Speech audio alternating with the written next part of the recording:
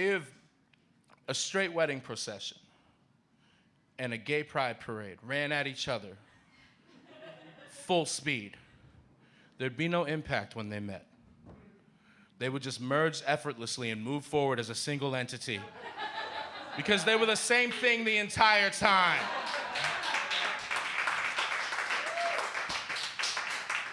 You guys ready for your next comic?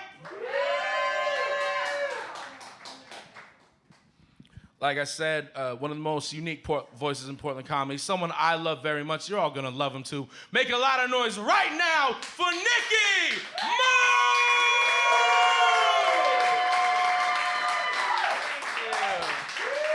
Thank you. Thank you very much.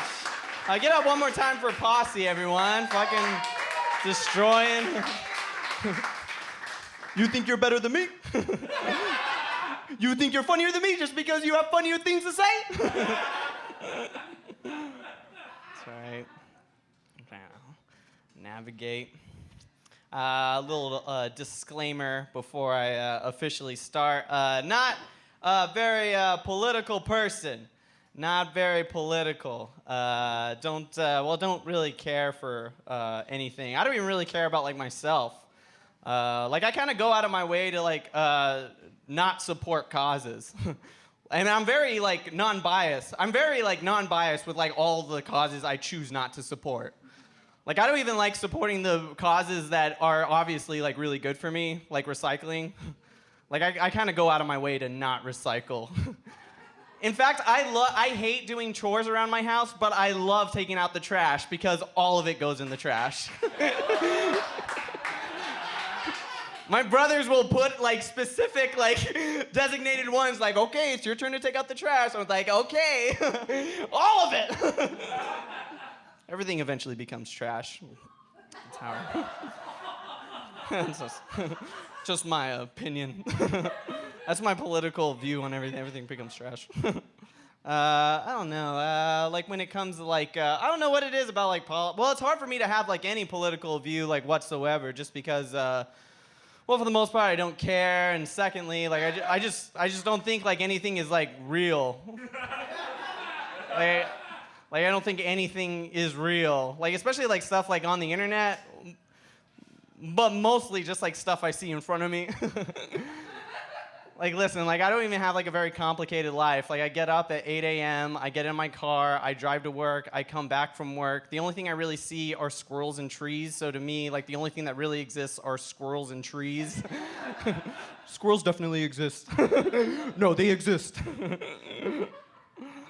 don't know. People ask me stuff what do you think about Trump? What do you think about Trump? What do I think about Trump? Well, I'm just not too sure if it's CGI or practical effects at play. I don't know if it's some guy in a costume just doing a bunch of really good mannerisms. He had to audition 20 times, or I don't even know if it's if it's a guy in a suit and he's just being voiced by Mark Hamill. Which honestly, if we found out tomorrow that Donald Trump was not real and he was just being voiced by Mark Hamill, we'd all be you know what? Good for Mark Hamill. Good for him. He's always been talented. I don't know. I don't even really feel I don't hold any grudges, really. I'm the least judgmental person you'll ever meet. But that also comes at a price of morality, I really just I can be friends with even judgmental people. I don't hold grudges and stuff. We all take George W. Bush for example. We all kind of hate him and stuff. But I don't think it's logical to hate people that are just obviously ignorant. I don't know how we can get mad at anything George W. Bush has ever done when all he really wants to do in his free time is paint pictures of puppies. It's the boy don't know no better. Leave him alone. Let him paint his pictures. The boy don't know no better. Are we all good though? We're doing good? Doing good? Yes. Good. It's good to be good. Good to be good. Good to be good. It's bad to be bad. That's what I realized. 26 years of living. It's good to be good, it's bad to be bad. And there's a gray area, too. It's never good to be bad. When you're bad, you're bad. It's bad to be bad. Sometimes it's good to be bad. Sometimes it's good to be bad! Oh! I don't know why I did that. I'm so glad this is audio and no one saw me actually do that right there. Can we all forget that? It'd be bad. It's bad to be bad. Bad to be bad. It's sad to be bad. Sad to be bad. But you should never feel bad for being sad. 26 years of living, that's what I realized. I think I'm still learning about that. You should never feel bad about being sad. Sad is just something that happens. You know, like I kind of go through like I just kind of go through waves of depression. Like I don't even really know if I'm depressed because my dopamine receptors don't work, or, you know, if I just have like a shitty life. I told that to my therapist, and like, no joke, he looked me dead in the eye, and he was like, you know what, it's probably just a combination of the two. Probably just both of them have it. I'm like, what is it, nature or nurture? He's like, both, don't worry about it. And then I paid him $200. I don't know. Anytime I've gone to a therapist, it's always just been like really shitty improv. Just a lot of yes ands. I want to go to a therapist who really just like calls me out on my shit like every now and then. Like, no, Nicholas, she's clearly not into you. You're acting like a psychopath. Here's your money back. I can't help you. It's all right though. It's good. I don't even know. I'm always attracted to like depression though. I'm always like I always go back to it. It's always my safe haven. It's feeling bad for myself. I remember one time when I'm originally from Albuquerque, New Mexico, but I remember when I was there, when I was about like 22, I was in like a sexual relationship with this woman who was like on the verge of being homeless, and she would like tell me a lot of times. She would tell me like, Nicholas, if honestly, I swear to God, if I have to be homeless, if I have to go through this hellish facade of a life any longer and be homeless, I am literally just gonna blow my brains out. And I was like, well, you can always stay here and live with me if you'd like. She was like, no, I'm good. No, I'm good. So now I want to commit suicide.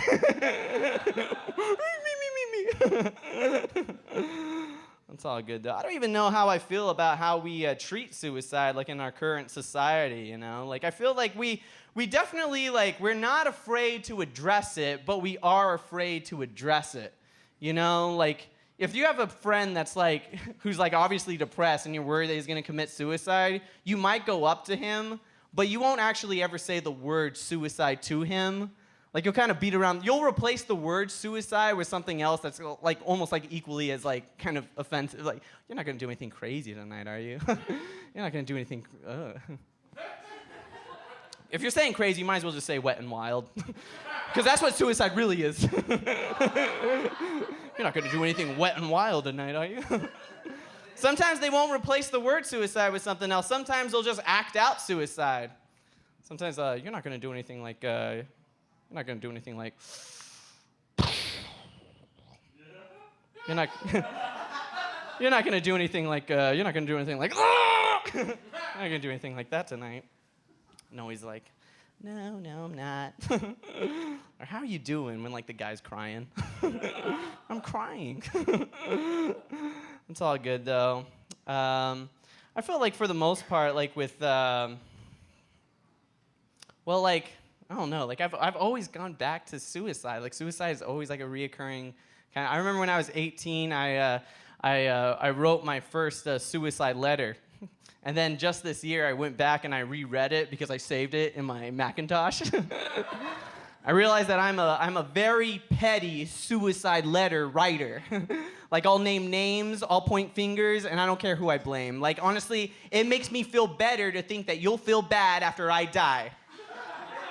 Like, I want you to say to yourself after I die, well, gee, maybe I could have done more. Well, of course you could have done more. Not only are you specifically mentioned, but it's all outlined in paragraph 3.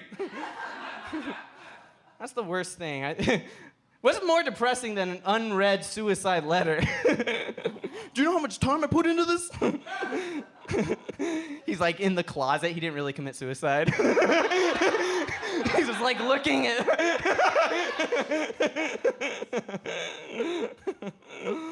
I don't know. I like my suicide letters to read a lot like Oscar award speeches. Like, I like to thank my mom, my dad. I like to thank my family, my friends, my agent. Who can forget my 6th grade teacher for where I am right now? And you know what? Most importantly, God. I like to thank God. Thank you. I don't even know what happens after you die. Like, what happened? I don't even know like what happens. You know, like when I was a kid, I had a science teacher that was like, the universe expands for millions and millions of years, and then it contracts for millions and millions of years, and then it just explodes. And I was like, so the universe is like a one-pump chump. and my teacher just looked at me and she, well, I mean, if that's how you can remember it. It's a one-pump chump. I don't know what happens after you die. I don't even know. I don't have like any theories on what happens after you die. I just know like what I want to happen, and that's nothing. I don't want anything really to happen. But that's just my own personal. You don't have to believe that. I don't even know. Like, why would I want there to be an afterlife if I can barely keep my eyes open for this one? You know, working that 8-hour shift at Walgreens. Sometimes I wanna dream indefinitely, if you know what I'm talking about. Wanna go to bed and not wake up.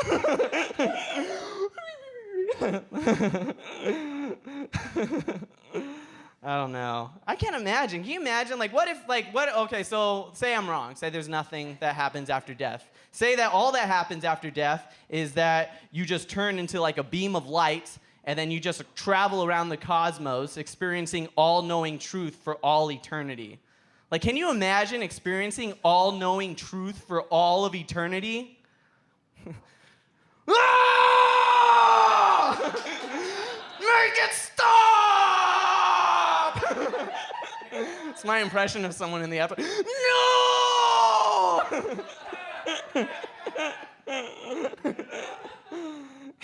Can't imagine.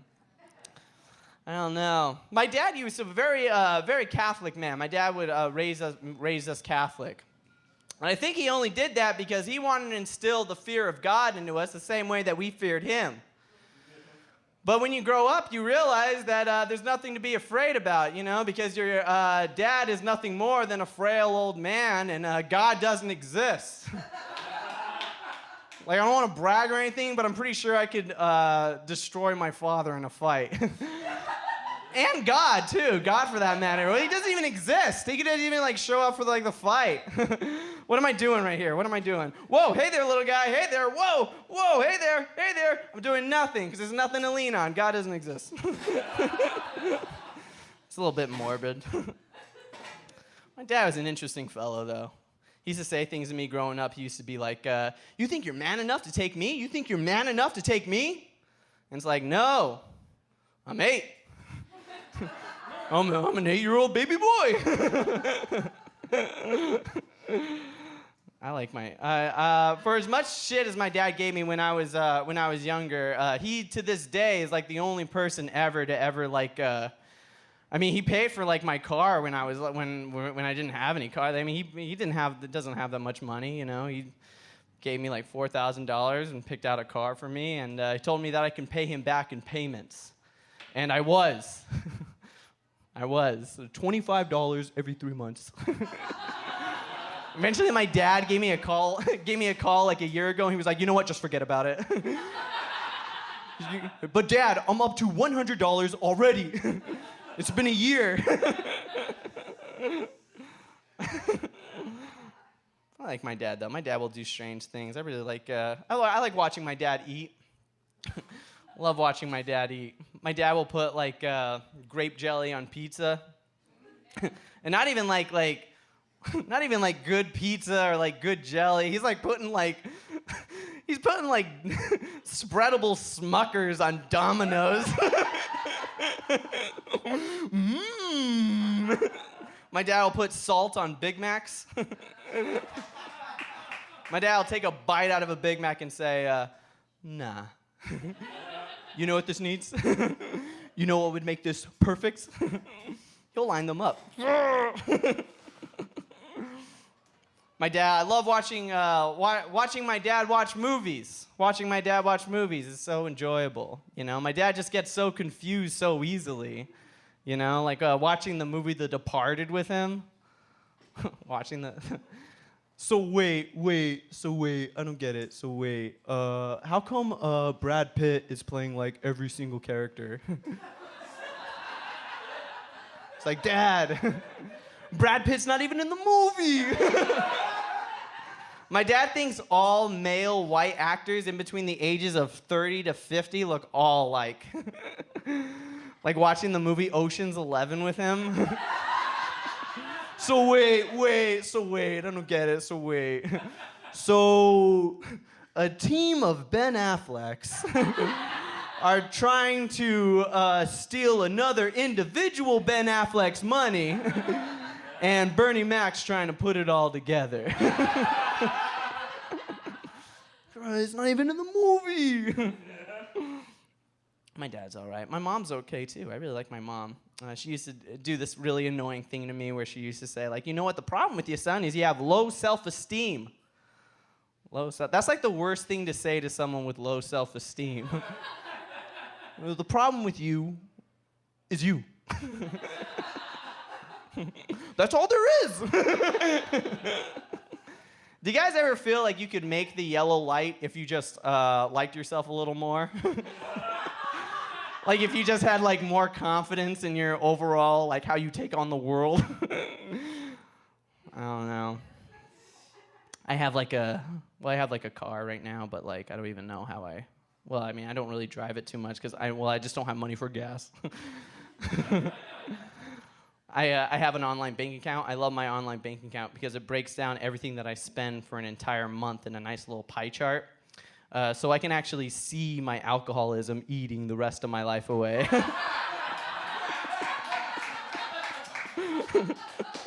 That slurry Pac-Man's eating all my grocery money. He's getting mad at the design. You know you're creating this. My banker's like trying to explain to me how that pie chart works.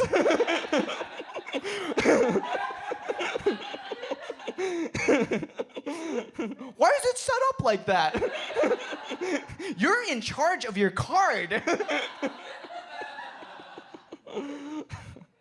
Sometimes I'm so broke I have to walk places. I don't even have money for like the city bus, and I get very envious. I hate it when you're walking places and you see people pass you on the city bus. It's like, who are all these upscale rich folk taking over the neighborhood? What the fuck? No, seriously, what the fuck? Like, just watching them.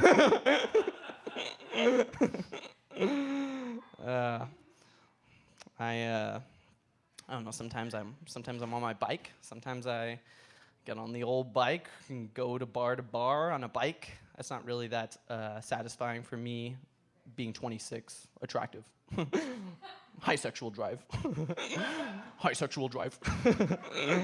I don't know. There's just like no opportunity for like a one-night stand like when you're on your bike.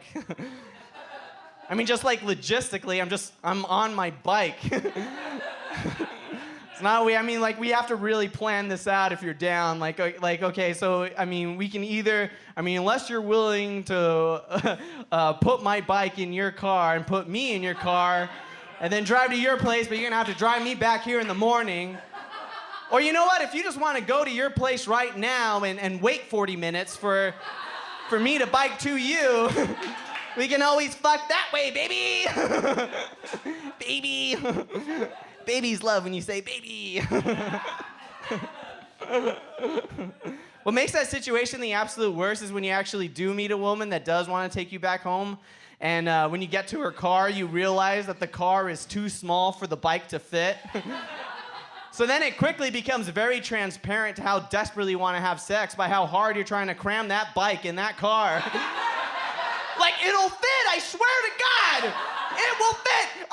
If we just ride with the rear passenger doors open the entire way there, we can do it. She's like working the keys faster. Like looking behind her. I'm like, oh. I have a very interesting way that I date. I have no problem whatsoever playing the long game for the short-term gain. Whatsoever. I have a 5-year plan that I call my 5-step plan. It's flawless. I don't want to brag or anything, but it's flawless. I'll tell you guys how it works. Step 1, establish friendship. Step 2, wait. Step 3, watch other loves come and go throughout her life. / be sad all the time. Step 4, wait some more. She'll come around. Step 5, confess your undying love for her. It's not just a sexual thing anymore. You've watched her for 5 years and now you are completely in love with her. And then you bang. Not really. It doesn't always work like that. That's the sad thing about step 5. It doesn't always work. That's that's the really, yeah. Sometimes you make your move on step 5 and you're not owed anything. Sometimes they just have to just have to turn you down. And that sucks because, well, not only do you not have sex, but you end up like just losing a friend in the process. Which is why step 6, reestablish friendship. Step 7, wait some more.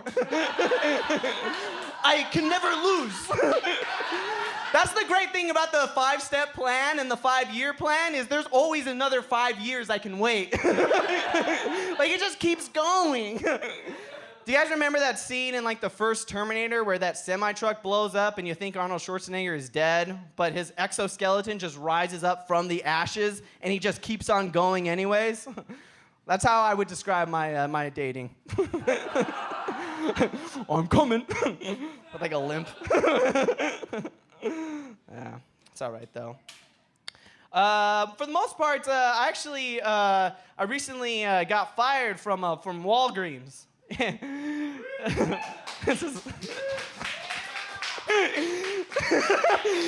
it's sad that that's like a thing to clap at.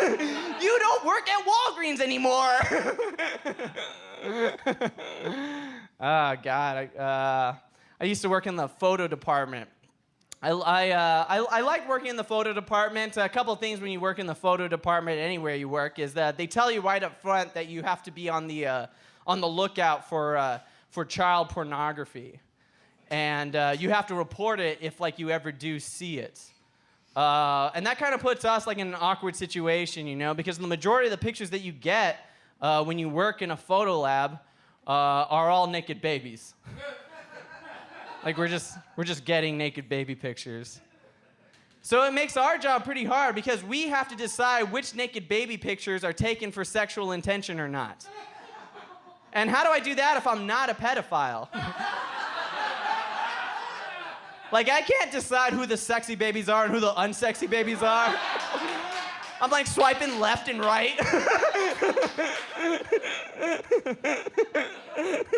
Who the sexy babies are and who the unsexy babies are.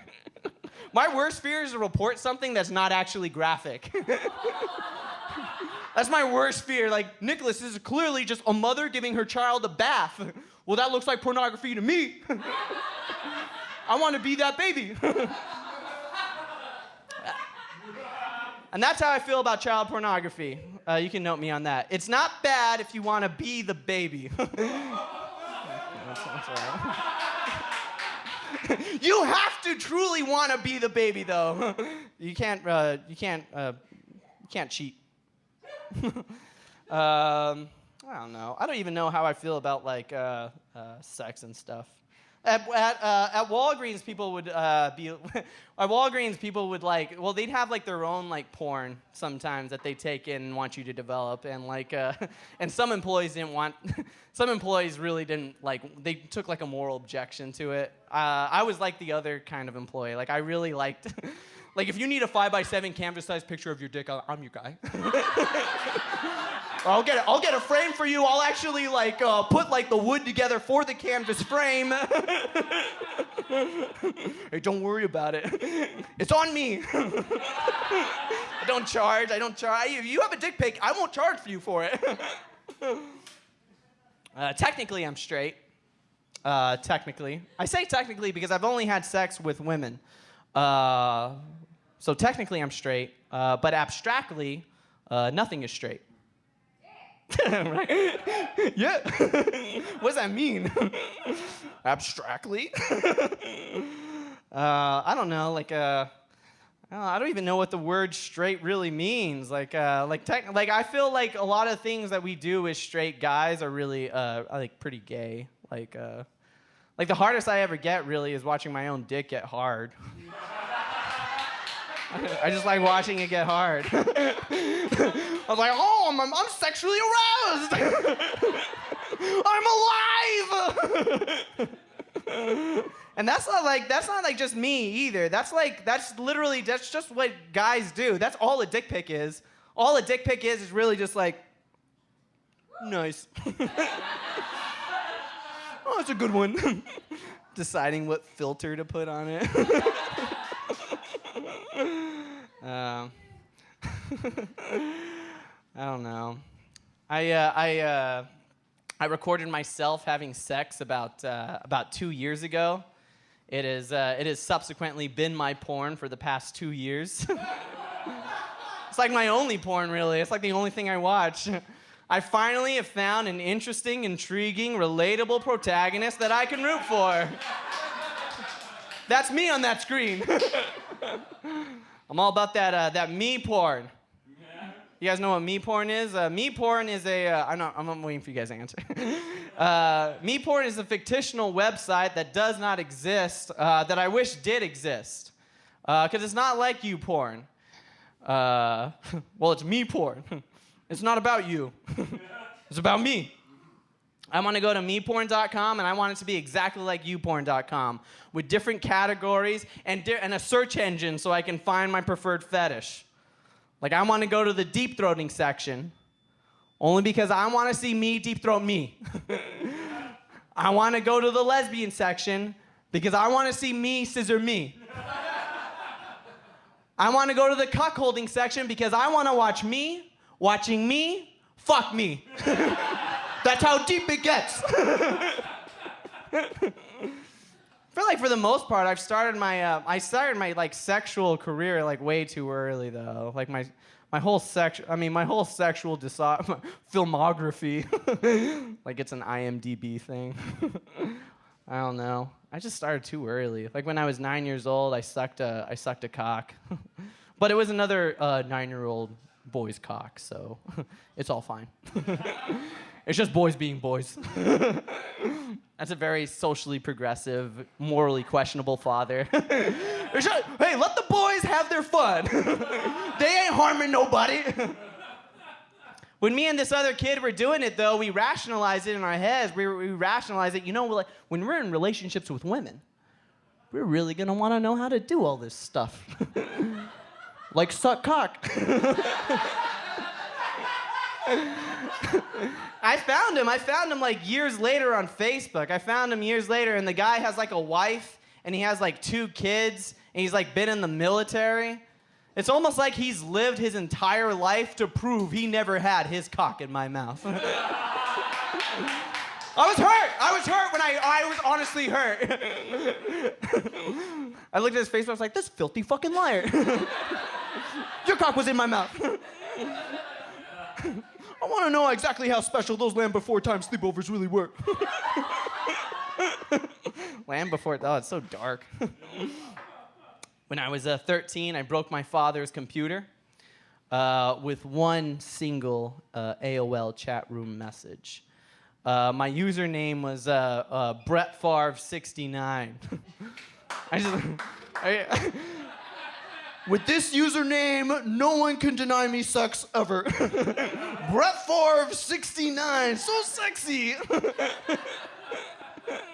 I went on there. I went on my AOL chat room. If you guys remember AOL chat room, I went on there. I was open, up front, and honest right away. I was always like, I'm 13 years old.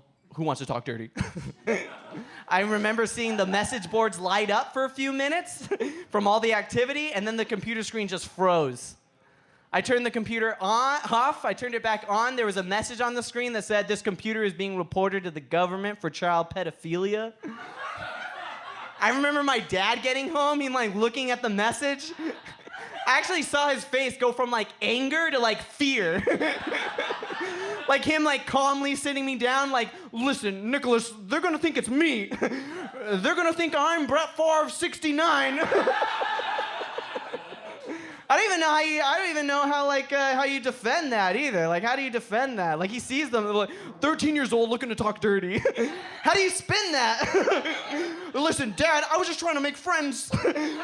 Honestly, international friends. International friends, Dad. When I was about 16, my stepfather caught me masturbating. My stepfather, which I wouldn't mind so much. I wouldn't mind if my stepfather caught me masturbating, if he caught me doing it a normal way. Like if I had to do it all over again, I would not masturbate. I would just do it differently. My stepdad caught me humping a pillow. Naked. On a school night? You're supposed to be doing your homework. I just remember him opening that door. There was so much shock. Closing it. My stepdad, and it wasn't just like one pillow either. Like I brought in several other pillows from around the house and placed them up around me. Just so that aesthetically they could watch what I was doing to that first pillow. My stepdad caught me enacting out my fantasy as a tantric sex god. Get out of my temple, Richard. You're not even my real father. A real father could watch. Real father could watch. My stepdad was so cool about it though. I remember, I was so embarrassed. Like I started to cry in front of him. It was just like so like, I was such like in a sad shock. And I remember him sitting me down and he was like, "Don't worry about it, Nicholas. Don't worry about it. You know what? Don't worry." He like patted me on the shoulder. My bare shoulder. I didn't put a shirt on. My bare shoulder. "Don't worry about it, Nicholas. Don't worry about it. Literally, everybody masturbates." And then he like looks both ways. Well, maybe not in that specific way. Honestly, I've never seen anything like that before. Thank you guys very much. I'm Nicky Moon. Thank you very much for your time.